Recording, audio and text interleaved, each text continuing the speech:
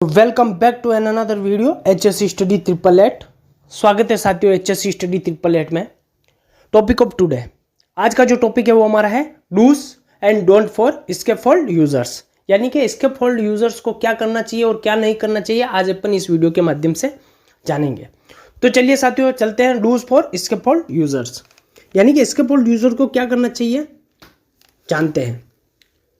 First point हो गया, use only certified scaffolding tagged with scaffolding complete ready for use, maintain 3-point contact while climbing up or down the ladder, यानी कि certified scaffolding का और tagged यानी green tag लगा हो और रेडी फॉर यूज जो स्कैफोल्डिंग हो उसी का हमें यूज करना चाहिए।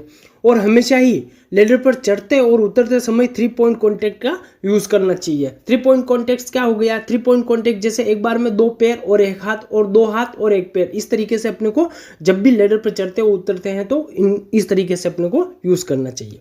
चलते हैं साथियों सेकंड पॉइंट पे, यूज रोप और कंटेनर और other suitable means for carrying material from scaffolding to ground, यानी से जमीन या स्कैफोल्डिंग तक सामग्री ले जाने के लिए किसी रस्सी या कंटेनर या अन्य उपयुक्त साधनों का ही उपयोग करना चाहिए। थर्ड पॉइंट हो गया, maintain good housekeeping specially at elevated working platform and near the exit, यानी कि अच्छी हाउसकीपिंग भी होनी चाहिए स्पेशली जो स्कैफोल्डिंग है उसके टॉप प्लेटफॉर्म पे और जहाँ पे भी एक्सेस रूट है उसके नियर आसपास एरिया में। फोर्थ पॉइंट हो गया, do check specially precautions while working in vicinity of mobile cranes और इलेक्ट्रिक ओवरहेड लाइन, यानी कि हमेशा ही स्पेशली प्रिकॉशन लेकर ही अपने को काम करना चाहिए जब भी अपन मोबाइल क्रेन के आसपास या ओवरहेड इलेक्ट्रिक ओवरहेड लाइन के आसपास जब भी हम स्कैफोल्डिंग पर काम कर रहे हैं। तो इसके लिए क्या करना चाहिए, इसके लिए अपने को सबसे पहले जो भी ओवरहेड पावर लाइन है उसको पूरी तरह से आइसोलेट करवाना है।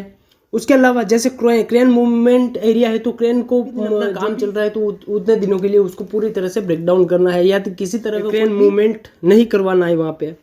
ओके, फिफ्थ आ गया अपना, wear full body safety harness with double lanyard, personal fall arrest system और other equality effectives meanwhile ascending और डिसेंडिंग द लेडर और scaffoldings working platform is not fully guarded, यानी कि जब भी आप ऊपर चढ़ रहे हो या नीचे उतर रहे हो तो हमेशा ही फुल बॉडी हार्नेस, वो भी डबल लेनियार्ड वाला फुल बॉडी हार्नेस का यूज करना चाहिए। स्कैफोल्डिंग जो वर्किंग प्लेटफॉर्म है वो गार्डेड नहीं हो तब अपने को फुल बॉडी लेनियार्ड और पर्सनल फॉल अरेस्टेड सिस्टम का यूज करना चाहिए। 6 पॉइंट है, do check emergency approach evacuations specially adequate means of I egress, यानी कि आपातकालीन आई एग्रेस यानी कि आपातकालीन दृष्टिकोण में निकास की जांच करें और विशेष रूप से बाहर निकलने के लिए पर्याप्त साधनों की सुनिश्चित करें।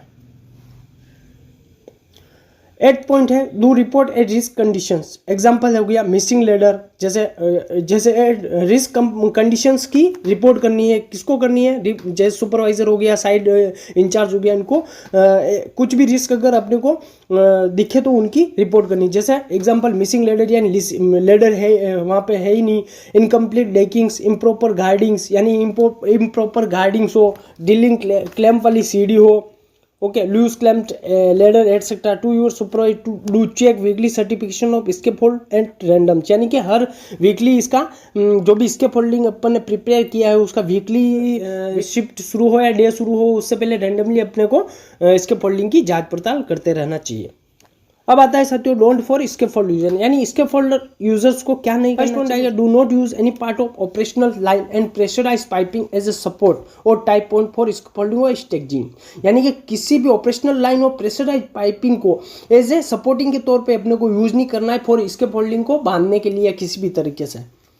सेकंड आ गया, डू नॉट परमिट मिक्सिंग और of scaffold types in any all one structures, example steel, aluminium, couplers, wooden board, metal grid board etcetera, जैसे कि मान लीजिए कि किसी भी स्कैफोल्डिंग स्ट्रक्चर में मिक्सिंग कंपोनेंट्स का यूज नहीं करना है, जैसे किसी भी मचान प्रकार के मिश्रण की अनुमति ना दे। उदाहरण के लिए मान लीजिए जैसे स्टील हो गया, एल्यूमिनियम, कपलर्स, लकड़ी के बोर्ड, धातु ग्रिड बोर्ड को इत्यादि को मिक्स करने की अनुमति नहीं दे। थर्ड आ गया अपना, during the possibility of a thunder storm no work shall be executed at a height where a person can be expose to lightning, यानी कि किसी भी तरह का कोई तूफान हो या मान लीजिए कोई लाइटनिंग चल रही है बारिश की वजह से हो या हवा चल रहा है या बैड वेदर हो गया तो कोई भी आदमी वर्क एट हाइट पे काम नहीं करेगा जहाँ पे उसको किसी भी तरह का खतरा हो सकता है। जैसे ज़्यादा विंड चल रही हो तो वो नीचे गिरने का खतरा हो। इस तरीके से बैड वेदर में किसी भी तरह का कोई भी वर्क को एग्जीक्यूट नहीं करेगा। फोर्थ आ गया, never keep loose tools material etcetera at height in a way it may roll off and fall from height. यानी कि किसी भी तरह के ढीले औजारों या सामग्री को कभी भी इतनी ऊंचाई पर न रखें कि वे लुढ़क जाए और ऊंचाई से किसी को हार्म पहुंचा सके।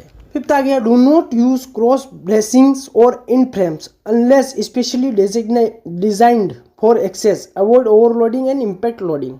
यानी कि पहुंच के लिए क्रॉस ब्रेसिंग्स या एंड फ्रेम जब तक कि विशेष रूप से डिजाइन न किया गया हो तब तक उपयोग ना करें और ओवरलोडिंग और इम्पैक्ट लोडिंग से बचें। 6 पॉइंट आ गया, नेवर अल्टर और मॉडिफाई और dismantle any part of the scaffold without permission from scaffolding supervisor और कंसर्न मेंटेनेंस प्रोजेक्ट इंजीनियर। यानी कि कंसर्न जो मेंटेनेंस इंजीनियर, प्रोजेक्ट इंजीनियर या जो भी सुपरवाइजर है उन अनुमति के बिना कभी मचान के किसी भी हिस्से को परिवर्तन या डिसमेल्टिंग या संशोधन किसी भी तरह से नहीं करना चाहिए जब तक कि इनकी परमिशन ना हो तब तक। डू नॉट थ्रो टूल्स और स्कैफोल्डिंग मटेरियल्स फ्रॉम हाइट। यानी कि किसी भी तरह का टूल्स और स्कैफोल्डिंग मटेरियल्स को हाइट से कभी नहीं फेंकना चाहिए। Do not use incomplete scaffold. यानी इनकम्प्लीट स्कैफोल्ड यानी कि जिस भी स्कैफोल्ड को, जैसे मान लीजिए इरेक्शन का काम हो रहा है, वहाँ पे येलो कलर या रेड कलर का टैग लगा हुआ है, तो उस तरीके के स्कैफोल्डिंग को कभी भी यूज नहीं करना चाहिए। तो आज अपन ने इस वीडियो के माध्यम से जाना कि क्या करना चाहिए और क्या नहीं करना चाहिए। तो आज के लिए बस इतना ही, मिलते हैं नेक्स्ट वीडियो में। तब तक के लिए थैंक्स फॉर वॉचिंग।